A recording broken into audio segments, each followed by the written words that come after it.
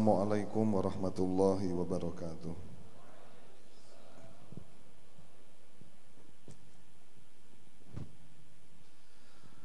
Bismillah, alhamdulillah, wassalatu wassalamu ala rasulillah Sayyidina wa maulana Muhammad wa ala alihi wa sahbihi wa mawala. Rabbi syrah li sadri wa yassir li amri wahlul 'uqdatam min lisani yafqahu qawli. Amma ba'd.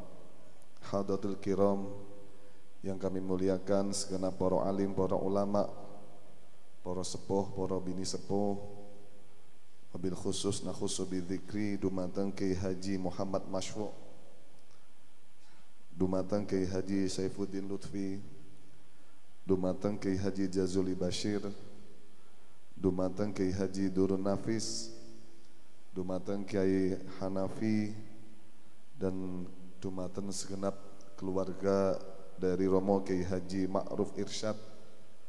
Mugi-mugi sedantene dipun paringi kesehatan, mugi-mugi diparingi umur yang panjang fi taatillah, amin ya rabbal alamin.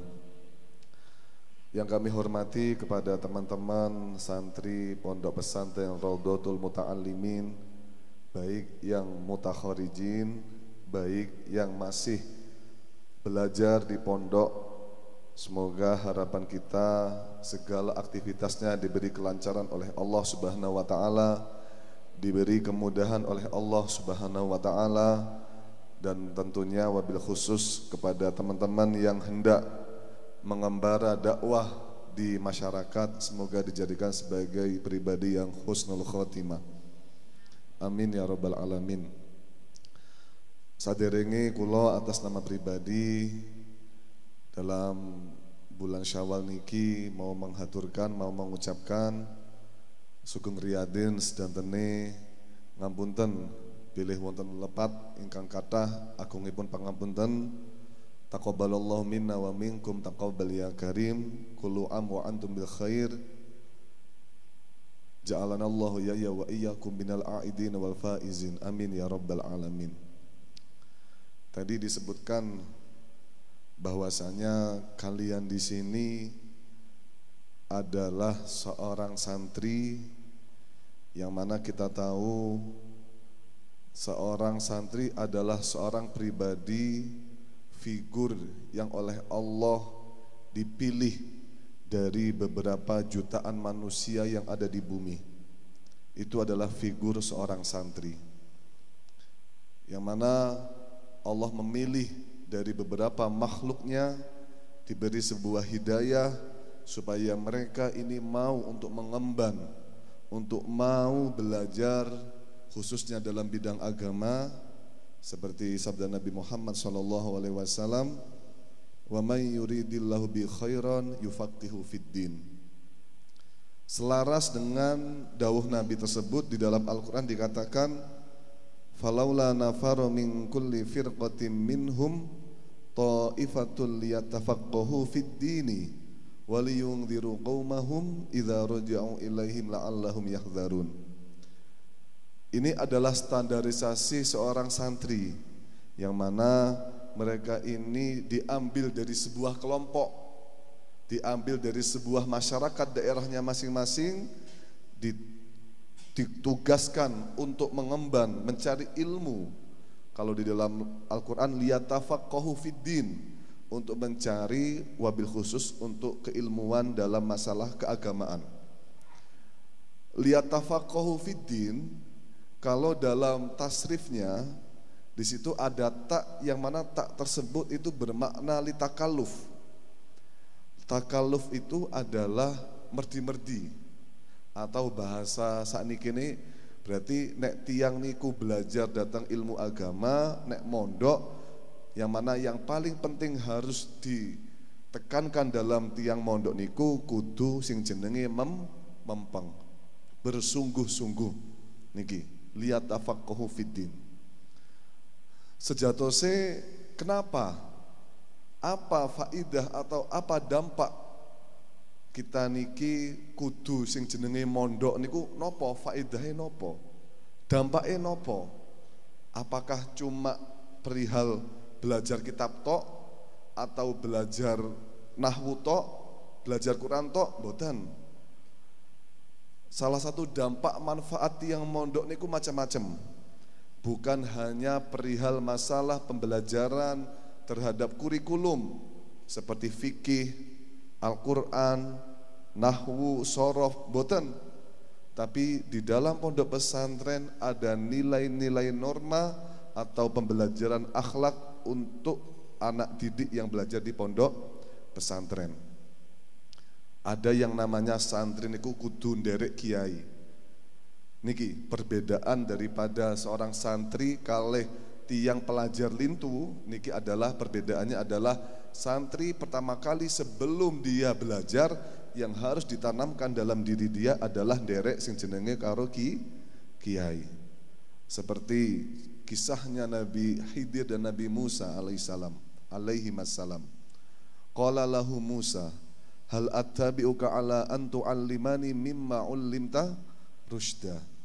Nabi Musa meminta izin kepada Nabi Khidir agar supaya Nabi Khidir niku mengizini supaya Nabi Musa sakit belajar datang Nabi Khidir. Intine Nabi Khidir kula dadosaken murid.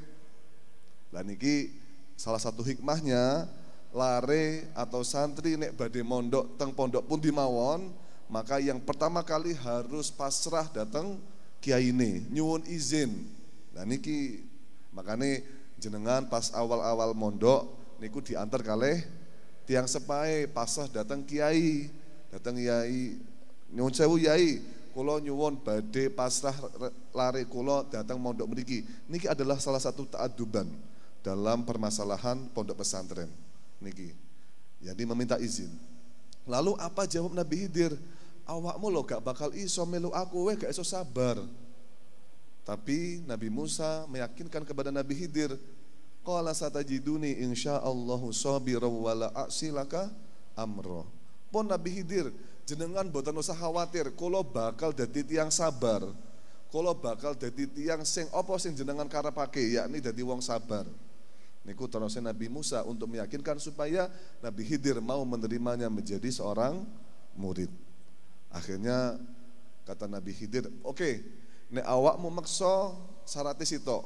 Qala fa ini taba'tani fala tas'alni an syai'in hatta uhditsalaka minhu dzikra. Kata Nabi Khidir mengatakan, wes kowe oleh melu aku, tapi syaratnya piye? Awakmu nek melu aku ojo kakean takok. Niku adalah salah satu syarat yang dituturkan kepada Nabi Khidir kepada Nabi Musa. We nek gelem mondokno kene, we ojo kakean takok. Niki adalah salah satu faktor terbesar yang penting harus dimiliki oleh seorang murid kepada seorang kiai. Oke, Nabi Musa mengiyakan. Nggih, kula siap mboten bakalan kakean takok. Setelah perjalanan lanjut, ya fantolaqo hatta idza raqiba fis safinati khorokoha. Pas numpak kapal, enten kapal apik, kapalnya malah dibolongi. Kaget Nabi Musa, loh Nabi Khidir kok malah dibolongi niki pripun? Jawabnya Nabi Khidir napa? Loh ya toh, wis tak omongi aja kakean takok. Iki lho jek nembe pertama kali, jek nembe permulaan kita belajar awakmu wis menyalahi aturan sepakatan kita, yakni ojo kakean takok, malah sampean malah kakean takok. Wes nek ngono sawan mulih wae. Mboten kula insyaallah siap, kula supe jadi Nabi Musa ngoten. Akhirnya melampah malih fantolaqo hatta idza laqiya gulama. Ketemu kali cah cilik kemudian dipateni. Nabi Musa ya kaget loh. Enak cah cilik kok dipateni kali Nabi Khidir. Iki piye maksudnya? Takok malih. Akhirnya jawab Nabi Khidir, qala alam aqul laka innaka lan tastati'a ma iya. Wis to, kowe gak bakal sabar. Kowe kakean takok. Nabi Musa khilaf malih. Nggih nyuwun ngapura. Akhirnya Nabi Musa dan Nabi Khidir melanjutkan perjalanan kembali. Akhirnya bertemu dengan sebuah bangunan diroboh nih kalau Nabi Khidir. Nabi Musa takok malih. Akhirnya jawabin Nabi Khidir pripun? Qala hadza firaqu baini wa bainik sa'unabbi'uka bita'wili ma lam tastati' alaihi. Nah, niki Niki adalah sebuah pembelajaran bagi kita. Perbedaan seorang santri, orang yang melakukan tolabul ilmi di pondok pesantren dengan pelajar yang lain apa? Yakni santri yang pertama kali di dalam dirinya mendedikasikan kalau dia pertama kali harus derek apa sing jenenge kiai. Gak usah takok loh, nyapa to peraturannya kok ngene, nyapa to kok kon enek mudzakarah, nyapa kok enten ngene, gak usah kakek takok, penting sampean derek apa sing jarine kiai. Ketika sampean iku gelem pun derek apa sing jenenge kiai, manut kiai, insyaallah pelajarane sampean iku akan dimudahkan oleh Gusti Allah. Urusane sampean bakal digampane kali Gusti Allah. Karena kemanfaatannya ilmu itu berada di dalam ridhonya seorang guru. Pembelajaran orang mondok, tiang mondok niku bukan hanya fokus terhadap pembelajaran tentang kurikulum mawon, boten soal masalah fikih, nahwu, boten niku urusan yang penting juga, tapi ada juga yang lebih penting, yakni adalah pembelajaran tentang bagaimana berakhlak, bagaimana kita bermasyarakat kelak. Karena memang apa? Tujuan kalian mondok ini liyungdziru qaumahum idza raja'u ilaihim la'allahum yahdharun. Sampeyan niku mondok tujuannya apa? Sok ben amrih diamalne nanggone masyarakat. Teng pondok niku diajari bagaimana cara mempunyai rasa ikhlas yang tinggi. Nah, kira-kira ngerasa mboten sampeyan diajari ikhlas teng pondok niku? Kerasa mboten? Contoh, jadi ketua kamar, kira-kira digaji apa mboten? Sampeyan jadi ketua apa maneh? Kelas digaji napa mboten? Jadi sekretaris digaji napa mboten? Jadi ketua pondok digaji napa mboten? Mboten. Niki adalah pembelajaran keikhlasan panjenengan ketika di pondok, dan ini adalah sangat penting untuk digunakan kelak berdakwah di masyarakat. Ikhlas niku kudu pembelajaran, ikhlas niku butuh pemaksaan. Seperti contoh, jenengan sakniki seneng sing jenenge nglakoni salat. Pon biasa nglakoni poso. Awali mbiyen piye? Awali riyen piye? Kok iso nglakoni salat dengan enaknya, dengan santai? Riyen jenengan pasti diancam kalih tiyang sepanjenengan. Nak, awakmu nek ra salat tak pecut, nek ra salat tak kurung. Kan enten semacam niku. Atau ada lagi pembelajaran, ya tiang sepah niku pembelajaran ikhlas niku kados ayo poso 30 dina, engko nek iso poso 30 dina tak kei duit 500.000. Nate napa mboten? Nate napa mboten? Nate. Atau ayo le poso sedina iso sampai maghrib tak tumbase coklat. Nate napa mboten? Ini adalah pembelajaran ikhlas. Kenapa? Ketika ikhlas dibelajarkan sejak kecil, sejak dini, insya Allah dia akan bisa ngelakoni perbuatan ikhlas dengan enteng, dengan penak. Karena pembagian ikhlas niku macam-macam. Kategori ikhlas niku wonten 3. Pertama, ikhlas li ajli dunia. Tujuannya adalah duniawiyah. Niki mboten napa-napa. Jadi tiang niku ngelakoni karena ada urusan dunia. Contoh, ayo anak-anak kita belajar ben sesuk jadi presiden. Belajar ben sesuk jadi dokter. Ada li ajli jah, untuk kepangkat, untuk kedudukan duniawiyah, gak masalah. Daripada gak ngelakoni apa sama sekali, bukan masalah. Karena ada tujuan, jadi ngelakoni perkara tapi tujuannya embel-embel dunia. Ya kayak mau, ayo nak poso, nek iso poso 30 dino tak 500.000. Akhirnya apa? Semangat ngelakoni poso, ya iso 30 dino sampai full maghrib demi untuk duit 500. Apakah boleh? Enggak apa-apa, ini untuk pembelajaran. Taraf masih anak-anak niki. Dan yang kedua adalah keikhlasan, yang nomor 2 adalah li ajlil akhirah. Tujuannya untuk adalah akhirat. Yakni apa? Ini adalah taraf ikhlas orang-orang yang seperti kita, orang awam kados kula nggih, masih taraf yang nomor 2. Yakni apa? Dia ngelakoni perkara tujuannya akhirat. Contohipun pripun? Contohe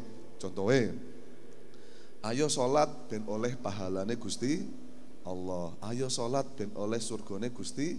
Tujuannya akhirat. Apakah boleh? Mboten napa-napa, memang semacam niku. Teng Quran pun Gusti Allah memberikan sebuah napa kabar gembira, sebuah jaminan nek wong nglakoni apik oleh surga. Mboten masalah. Tapi niki masih kategori ikhlas yang nomor 2. Dan kategori ikhlas yang tertinggi adalah inna sholati wa nusuki wa mahyaya wa mamati lillahi rabbil alamin. Tujuannya adalah lillahi ta'ala. Apapun bentuknya, seandainya sholat kulo, poso kulo, niki adalah tujuannya lillahi ta'ala, kok Gusti Allah ngersakne kulo mlebu neraka, kulo mboten masalah, sementing niku adalah kersane Gusti Allah. Apakah penting pembelajaran ikhlas sejak dini di pondok pesantren? Apakah penting pembelajaran ikhlas sejak dini untuk masyarakat? Penting. Saat ini kita masyarakat niki ya semua dikomersilkan, nguyuh wae bayar, lho semboten ya, nguyuh lo buang hajat lo bayar, ya sampai diseneni Erick Thohir goro-goro pom bensin dadak bayar. Nah, ya pembelajaran ikhlas itu penting. Sampai yang sok kon bantu tiang masyarakat, bantu tonggone, ojo aku gelem tapi rokok sepak. Ini enggak, karena apa? Karena dari kecil tidak diajarkan bagaimana ikhlas. Karena ada apa? Ada praktek terbaru, ada fakta terbaru. Teng sebuah daerah, kalau mboten nyebutnya daerah pundi nggih. Dados teng daerah niku dakwah itu dibuat komersil. Contoh kecil. Ada keluarga si fulan, keluarga Abdullah contohlah. Delalah atau keluarga fulan lah, keluarga fulan ngoten mawon. Delalah salah satu keluarganya itu meninggal dunia. Akhirnya anaknya si fulan itu moro nonggone Ustad A. Tujuannya apa? Tujuannya ben amrih mentajhiz, yakni ngeramut mayit, ya mulai nyolati, ngedusi, ngafani, ngoten nggih. Moro nang Ustad A. Ustad A nggih siap, jadi Ustad A siap. Mulai nok tangan dalan dicegat kali Ustad B. Mas, mriki pripun? Jenengan mantu saking pundi? Kula saking Ustad A. Lah, badhe napa jenengan teng Ustad A? Niki sederek kula ninggal. Badhe napa tajhiz mayit. Pun jenengan angsal pinten mentajhiz mayit saking Ustad A, jenengan dibadrol pinten biasane? Kei bisaroh pinten? Kula biasane nggih niki terus rencang-rencang diparingi 5 juta. Pun ngenten mawon. Jare Ustad B nggih, pun ngenten mawon. Teng kula tajhiz mayit teng kula 5 juta mungkin tak bonusi tahlil 7 hari free. Niku wonten niku. Lho kok semerep, kok kemeruh jenengan? Lho, kula jarene tiyang daerah niku ki ambak kok.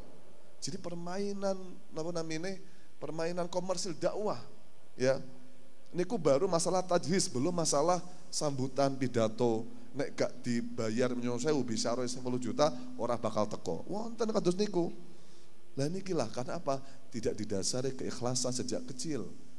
Padahal kita jangan sampai ulaikal ladzina ishtarawul hayatad dunya bil akhirah. Ojo sampai kita ngedol apa yang kita dapatkan berupa akhirat hanya untuk masalah dunia. Keikhlasan itu penting. Menjadi dai yang mukhlis kelak untuk bermasyarakat niku penting sangat. Napa malih? Pembelajaran keikhlasan sampun. Ada lagi pembelajaran tentang masalah qanaah. Qanaah niku luar biasa penting sangat bagi seorang santri, terutama hendak bermasyarakat di luar, hendak hidup bermasyarakat. Ya. Qanaah, terima apa adanya. Soalnya apa? Tiang kok bermasyarakat gak duwe rasa qanaah, niku gak terima tentang takdir Gusti Allah, gak terima tentang pestane Gusti Allah. Akhirnya pripun? Golek sembarang kalir. Kiai kok gak qanaah, akhirnya napa? Ditinggali mawon pondoke. Nek gak qanaah wonten, kiai butuh mempunyai rasa qanaah yang tinggi, dan niku sudah ada pembelajaran sejak di pesantren. Jenengan teng pesantren. Seumpama nggih, maem lawe kasinan, panggah dipangan apa dibuang? Jenengan dahar segone katosen, dimaem apa dibuang? Jenengan tilem kademen genek sing nyelimuti, genek sing ngemuli, ya, lah kira-kira panggah tilem napa malah mulai nang omah golek selimut? Panggah tilem. Enten malih napa namine antri jeding, ya, antri kamar mandi, ya. Delalah banyune niku gak patek seger. Kira-kira tetap atus apa mboten? Tetap atus. Niki adalah pembelajaran qanaah sejak kecil, sejak dini di pondok pesantren. Apakah perlu untuk masyarakat? Perlu sekali. Pembelajaran qanaah panjenengan untuk bermasyarakat ini penting sekali. Tiang nek pun sampun gak ada keluarga kok gak qanaah. Akhirnya apa? Yo gak terima tentang pestine Gusti Allah. Akhirnya dikai sakmene kurang maneh. Gak dibelajari jeneng artinya qanaah. Santri itu adalah termasuk garda terdepan untuk keutuhan sebuah bangsa. Ya, soalnya apa? Santri terima apa sing dadi pestene pemerintah, ora malah presiden ini gak terima. Tolong diturunkan presiden itu. Ini kan bukan pembelajaran seorang santri. Ya. Gak terima dengan sistem pemerintahan, akhirnya demo, turunkan presiden. Gak qanaah iki jenenge. Lah, ya. Padahal tadi disebutkan oleh beliau atiullah wa atiur rasul wa ulil amri minkum. Ini penting sekali. Selanjutnya pembelajaran qanaah, ada juga lagi pembelajaran tentang mempunyai rasa tawadu. Ini penting sekali. Kenapa? Kenapa rasa tawadu itu penting? Karena sa'asrifu an ayati alladzina yatakabbaruna fil ardi bighairil haqq. Di dalam tafsir mengatakan ay sa'arfa'u fahmal qur'ani anil mutakabbirin. Jadi Gusti Allah bakal ngilang nih sebuah keilmuan jika di dalam orang tersebut terdapat rasa sombong, tidak ada rasa tawaduk. Lah niki di pondok pesantren diajarkan rasa tawaduk, mempunyai rasa kasih sayang yang baik kepada sesama. Ada salah satu tips dari Syekh Abdul Qadir Al-Jilani, bagaimana cara menumbuhkan rasa tawaduk di dalam diri kita. Salah satu tips dari beliau mengatakan cara menumbuhkan rasa tawaduk di dalam diri kita apa? Yakni menganggap orang lain itu lebih baik daripada kita. Nah, ya. Nek seandainya kita sudah menerapkan dalam diri kita, nek orang lain lebih baik daripada kita, insya Allah tiang niku bakal diparingi rasa tawaduk. Saniki tiang niku rata-rata duwe sing jenenge egois, duwe sing jenenge sifat kemaruk, sombong. Contoh piye? Numpak mobil, numpak motor, disalip weng gak terima, nyalip genti. Nah, enten malih lagi melampah di towel karo kombudine, padahal gak sengaja ngono nesu-nesu. Enten mboten, enten kados niku. Kenapa? Karena merasa dirinya paling benar. Kalau seandainya seseorang menerapkan orang lain lebih baik daripada kita, insya Allah akan tercipta rasa tawaduk. Salah satu tipsnya adalah beliau mengatakan ketika kita melihat orang yang lebih tua, maka tanamkan dalam diri kita orang tua itu lebih baik daripada kita. Ojo muni awakmu wis tuwek paling bariki mambu tanah. Ya jangan gitu. Malah ngelokne wong tuwek. Ya jangan. Anggaplah tiang sepahiku lebih baik daripada kita. Kok bisa orang sepuh lebih baik daripada kita? Karena dia diberi oleh Allah umur yang panjang dan beliau menggunakan umur tersebut untuk beribadah. Tentunya beliau lebih baik daripada kita. Ketemu orang yang lebih kecil sama, jangan merasa awakmu kecil-kecil ngerti apa. Ya. Ini enggak boleh kayak gini. Nek awakmu kok nek panjenengan sedanten kok gadah perasaan semacam niki, kowe ngerti apa, cili-cili ngerti apa, berarti ada mempunyai rasa takabur di dalam diri panjenengan. Ini bahaya. Ya. Tiang niku mboten bakal masuk surga nek teng jerone awake niku enten rasa kiber atau rasa sombong, niku mboten bakal masuk surga. Nauzubillahi min dzalik. Ketemu tiang cilik, anak cilik, kita harus menerapkan dalam diri kita. Anak kecil itu lebih baik daripada kita. Kok bisa? Karena anak kecil itu durung patek kakek ngelakoni dosa. Nek awake dhewe wis kakean tentunya lebih baik mana? Ya lebih baik anak kecil. Ya. Ini PR bagi teman-teman ini ya, yang besar-besar. Jangan merasa wis tuwek sak penake dhewe karo cah cilik. Nggih leres mboten. Nah, ya. Ketemu dengan orang yang pintar, sama. Alhamdulillah dia lebih baik daripada saya karena dia diberi oleh Allah sebuah anugerah yang tidak saya miliki. Lah niku. Ketemu kali tiang bodoh, tiang jahil, sama. Ojo sampai kowe ngerti apa, kowe goblok kok. Jangan. Ini rata-rata kayak gitu. Halah kowe ngerti apa to, kowe gak iso. Aku lo alfiyah sedino 10, awakmu alfiyah sedino nembe separuh bed. Nah ini rata-rata orang itu menganggap remeh orang-orang yang tidak bisa mumpuni dengan kemampuannya. Ini rata-rata semacam itu. Menganggap remeh orang yang tidak bisa mumpuni kemampuannya. kemampuannya. Nek sampean jenengan gadah rasa koyo wau niku, yakni menganggap orang lain lebih baik daripada kita, jenengan berarti mempunyai rasa tawaduk yang tinggi. Ya. Caranya piye? Menganggap orang bodoh lebih baik daripada kita, dia orang bodoh mendurhakai Gusti Allah dengan kebodohannya. Dan saya mendurhakai Gusti Allah dengan kemampuan saya. Tentunya dia lebih baik daripada saya. Contohnya, kita analogikan, kita tamthilkan, kita kiaskan. Tiang poso, boten semerep nek ngombe niku batalne. Gak semerep nek ngombe iku batalne poso. Terus dia ngombe, kira-kira posone batal napa mboten? Mboten nggih. Tiang siam poso, gak ngerti nek ngombe iku batal. Posone terus dia ngombe, batal mboten posone? Mboten nggih. Tiang siam, tiang poso, ngerti nek ngombe batal, terus dia ngombe, batal mboten posone? Batal. Luwih apik pundi? Sing gak ngerti apa sing ngerti? Apik sing gak ngerti. Kenapa gak jadi batal? Lah inilah salah satu keunggulan orang bodoh daripada orang yang pintar. Yakni apa? Dia mendurhakai Allah dengan ketahuannya. Jadi jangan sampai jenengan semena-mena nek awake dhewe sudah bisa mempraktekkan hal-hal yang semacam ini, insya Allah terciptakan rasa tawadu. Man tawaddo'a rafa'ahu Allahu darajat. Barang siapa yang mempunyai rasa tawadu, dan insya Allah bakal Gusti Allah diangkat derajatnya karo Gusti Allah. Dan bakalan sapa wong duwe rasa tawadu, Gusti Allah bakal ngekei grojogan ilmu datang tiange. Wong niku salah satu dampak kok gampang golek ilmu, gampang nerimone ilmu, salah satunya duwe rasa tawadu. Ilmu itu ibarat air. Air niku boten bakal ngalir datang tempat yang lebih tinggi, mesti teng lebih rendah. Wonten. Nikilah salah satu dampak atau faktor kenapa kita ini butuh jenenge mondok, karena pembelajarannya tidak hanya pembelajaran tentang kurikulum fikih dan sebagainya, nahwu dan sebagainya, tapi ada pembelajaran tentang akhlak.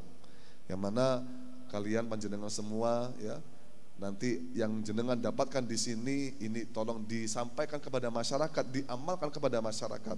Karena kewajiban seorang santri setelah dia mendapatkan ilmu dari para masyayikh, setelah dia mendapatkan ilmu dari para kiai, para guru-guru mereka, maka kewajiban seorang santri yakni mengamalkan ilmunya.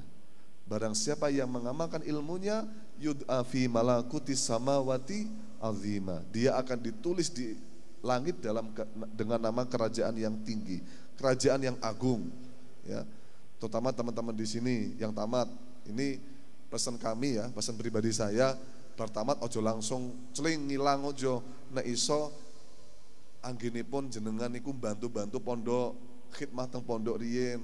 Ojo langsung biur ilang wonten mboten usah khidmah ngladeni pondok riyen, ngladeni Mbah Yai ya. Soalnya napa? Jenengan ketika statusnya itu sebagai khidmah datang kiai, jenengan bakal dadi wong mulya. Khidmatul karim. Sapa sing khidmah datang tiang mulia, maka dia akan diberi kemuliaan. Contoh kecil mawon, contoh cilik mawon. Enten sing jenenge asisten pribadi presiden.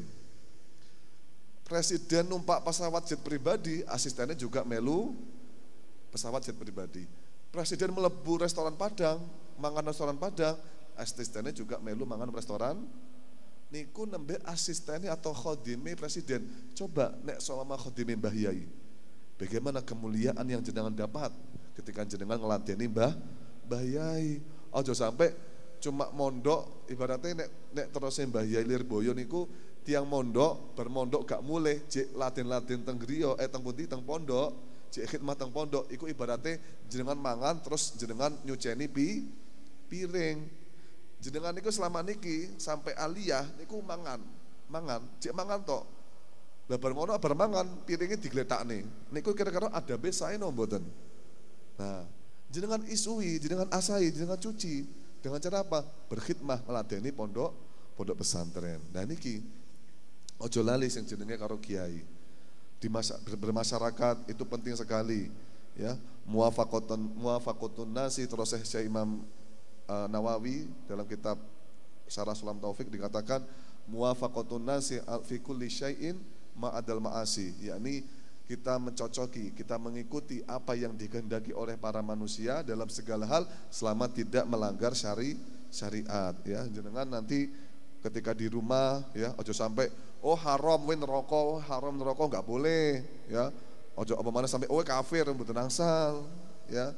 Selama tidak melanggar syariat niku mboten napa-napa, kita ejeni, kita turuti. Bahkan ya beberapa kaum, beberapa tipe kelompok niku mereka mengharam-haramkan sebuah tradisi. Ya. Apa iki gak enek nenggone zamane Nabi Muhammad haram. Apa iki gak sesuai dengan ajaran Nabi Muhammad haram. Padahal ulama riyen damel sebuah tradisi niku juga sesuai dengan karepe apa masyarakat iku sendiri. Contoh nggih, gak usah ado-ado, Sunan Kudus damel peraturan ojo mangan sapi. Ben apa menghargai warga Kudus. Apakah melanggar syariat? Enggak cuma agak mangan sapi tok ngono melanggar syariat. Ya. Gawe sing jenenge menara, gawe sing jenenge masjid berupa pura. Tujuannya apa? Untuk menarik li ajli ta'lifi qulubin nasi, menarik daya tarik manusia sekitar. Ben apa? Ben amrih gelem masuk dakwah Sunan Kudus selama tidak melanggar syariat. Ya. Ada lagi contoh sing jenenge pitonan, telonan, ya. Memang zaman Kanjeng Nabi mboten enten istilah telonan. Telonan niku tiang hamil nek wis 3 wulan di tasakuri, nek wis 7 wulan di tasakuri. Niki sebenarnya ada siri. Sirinya apa? Nek datang Al-Qur'an nggih. Janin niku pertama didadekne pertama nyun sewu nutfah. Setelah nutfah didadekne darah kempel, ya. Setelah darah kempel baru didadekne mudghah, daging kempel. Proses pertama 40. Berarti ada 3 40. 3 pasaran nek bahasa wong Jawa 3 pasaran. Lah 3 pasaran iku sing jarane wong Jawa iku jenenge 3 bulan. Bar ngono karo Gusti Allah ditiup ruhnya, nafkhur ruh. Lah setelah 40 yang ketiga baru janin itu disebul ruhnya. Lah iki kali tiang Jawa dikei tasyakuran jenenge telonan. Lah mboten napa-napa niki selama tidak melanggar syariat. Nah, ya. Makanya panjenengan nanti ketika dakwah yang diutamakan semacam itu adalah kemaslahatan umat. Ojo sampai gegeri. Ini yang namanya toleransi. Tapi ingat, nggih, toleransi niku boten berarti mencampur adukkan sebuah perbedaan. Toleransi adalah memahami atau menerima adanya perbedaan. Menerima enek jenenge lanang, enek jenenge wedok. Ada kamu dan ada aku. Enek kono, enek kene. Iku jenenge toleransi, ngertos. Menerima adanya perbedaan, bukan mencampur adukkan perbedaan. Piye maksudnya mencampur adukkan perbedaan? Tahlilan nang gone gereja. Nah, sholawatan berjanjian nang gone gereja. Lah iki kan jenenge mencampur adukkan perbedaan. Niki bahaya, ngoten lho. Nah, ya. Berdakwah di masyarakat selain kita menuruti apa sing jenenge masyarakat, ya. Kita juga tujuannya untuk menyampaikan amanah dari para masyayikh. Jenengan oleh ilmu dari para masyayikh, berarti jenengan oleh amanah. Nek wong gak iso menyampaikan amanah jenenge khianat, ya. Jenengan amalkan apa yang jenengan dapat, jenengan amalkan apa yang jenengan peroleh di pondok pesantren Rodotul Muta'alimin, ya.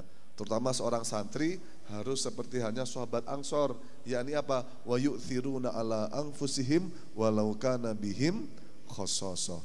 Mereka ini rela untuk mengedepankan kepentingan orang lain daripada kepentingan sendiri meskipun dirinya penuh dengan kesulitan, ya. Artinya piye? Ketika panjenengan nanti kelak bermasyarakat, di masyarakat harus kepentingan umumlah yang menjadi prioritas daripada kepentingan pribadi. Nah ini sahabat Ansor rela untuk meninggalkan tempatnya untuk dijadikan sebagai tempatnya kaum muhajirin. Ya ini adalah satu bentuk apa ya, sifat baik, akhlak baik yang dicontohkan oleh sahabat Ansor, yakni merelakan tempatnya atau mementingkan kepentingan orang lain daripada kepentingan sendiri. Niki.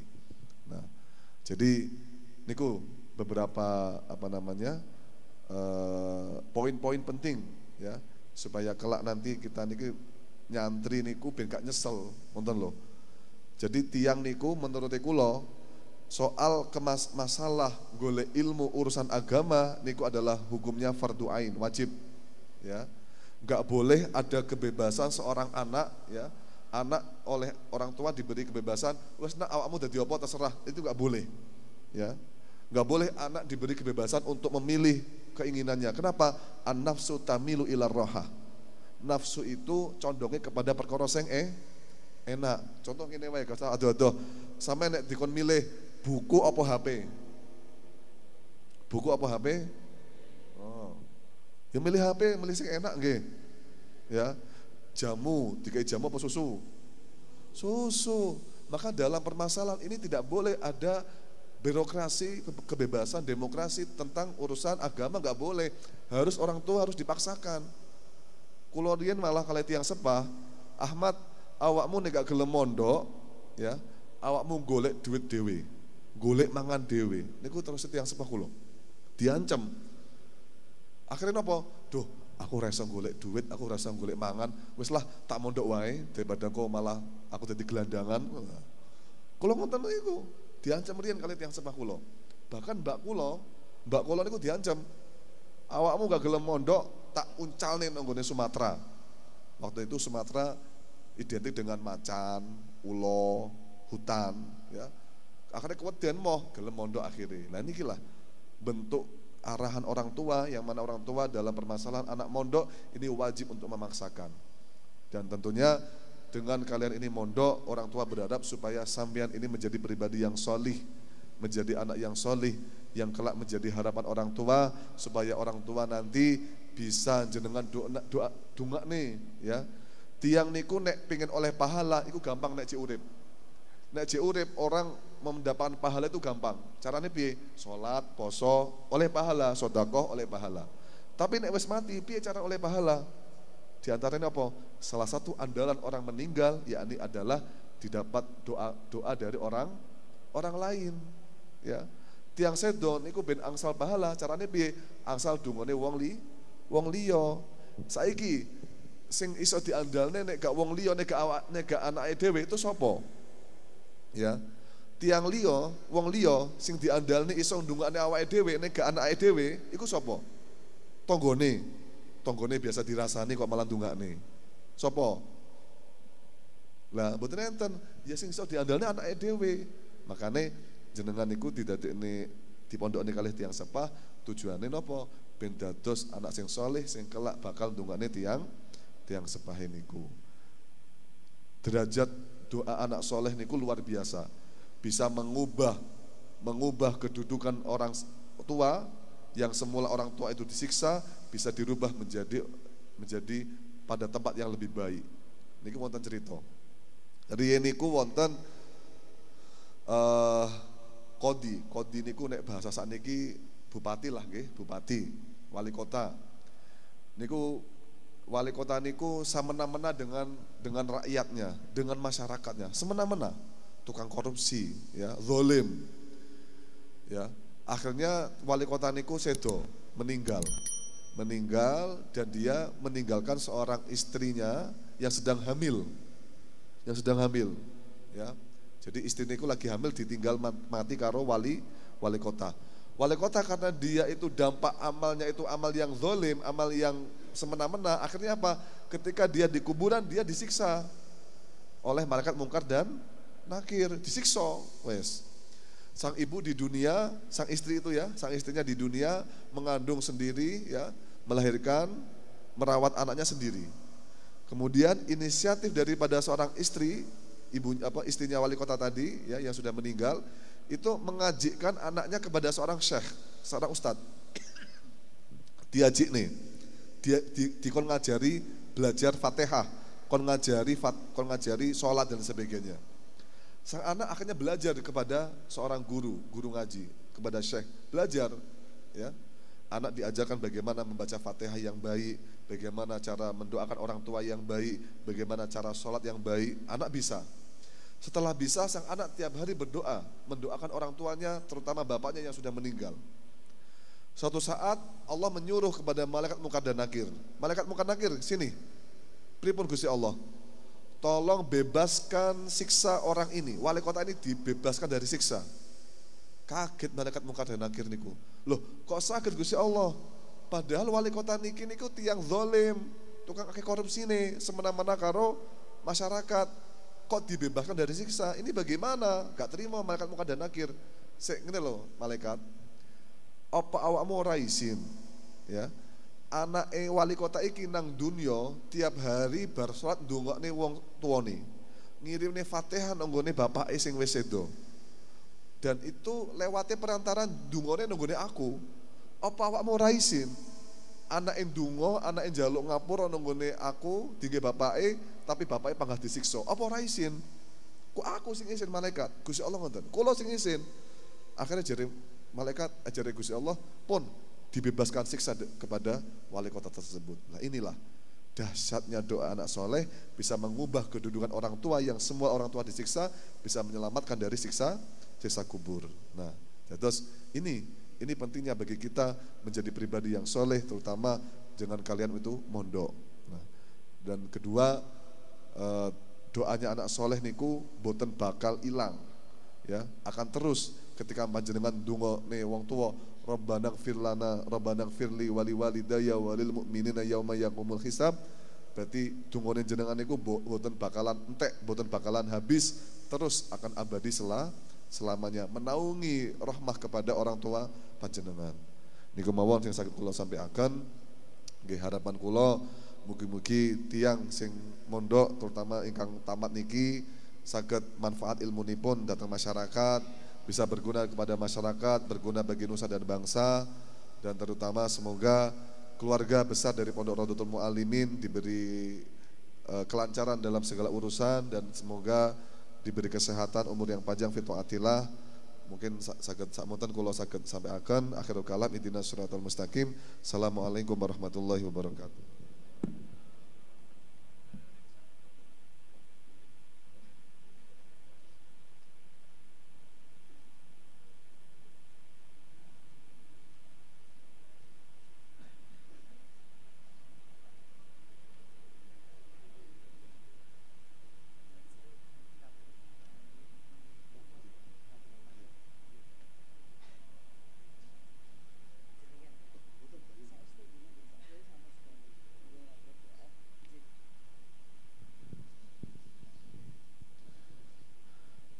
Liridha ila wa syafati Rasulillah sallallahu alaihi wasallam.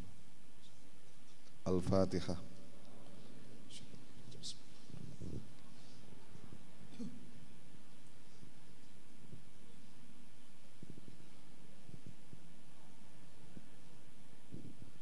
Bismillahirrahmanirrahim. Alhamdulillahi rabbil alamin hamdan yuwafi ni'ama wa yukafi mazidah. Ya Rabbana lakal hamdu kama yanbaghi li jalali wajhika wa 'azimi sultanik.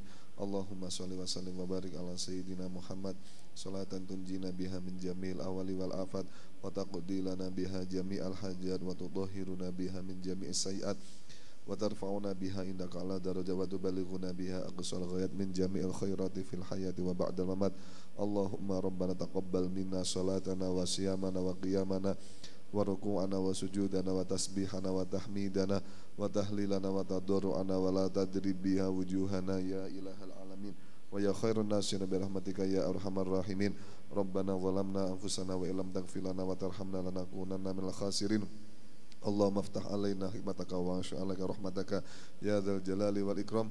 Allahumma inna nas'aluka ilman nafi'a wa rizqan wasi'a wa nas'aluka amalan mutaqabbalan. Rabbana atina fid dunya hasanatan wa fil akhirati hasanah wa qina adzabannar. Wa sallallahu ala sayyidina Muhammad wa ala alihi wa sahbihi wa salam. Subhana rabbika rabbil izzati amma yasifun wa salamun alal mursalin walhamdulillahi rabbil alamin. Sirrul Fatihah.